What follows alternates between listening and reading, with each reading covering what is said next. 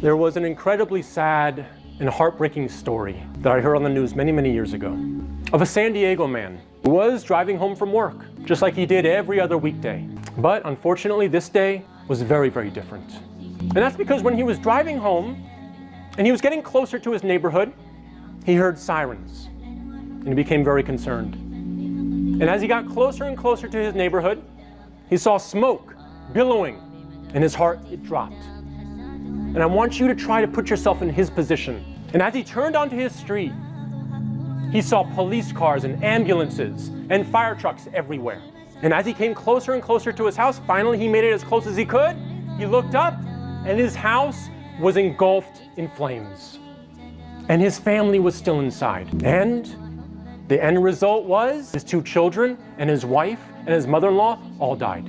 Now just try to imagine being him. Obviously we can't do that unless you've lost somebody very close to you, tragically.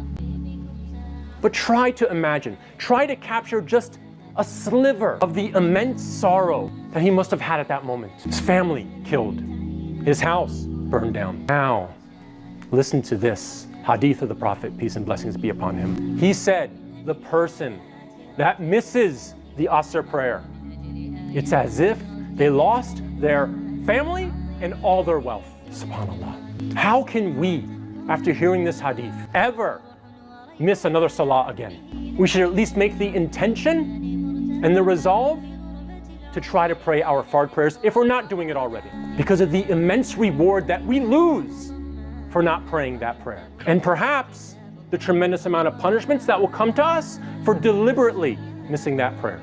The Prophet, peace and blessings be upon him, he said the first thing that will be inquired, that you will be held to account for on the Day of Judgment, is your salah. If it is sound, you will be successful. And if it is lacking in any way, you will be doomed. In another hadith, the Prophet, peace be upon him, he said that if someone leaves off the prayer, meaning they don't pray, they are a disbeliever. And then finally, in Surah 74, ayah 42 and 43, a conversation is conveyed to us, is documented of the people in paradise who looked down on the people of hell and asked them, what caused you to be in hell? And they responded, we were not of those who prayed.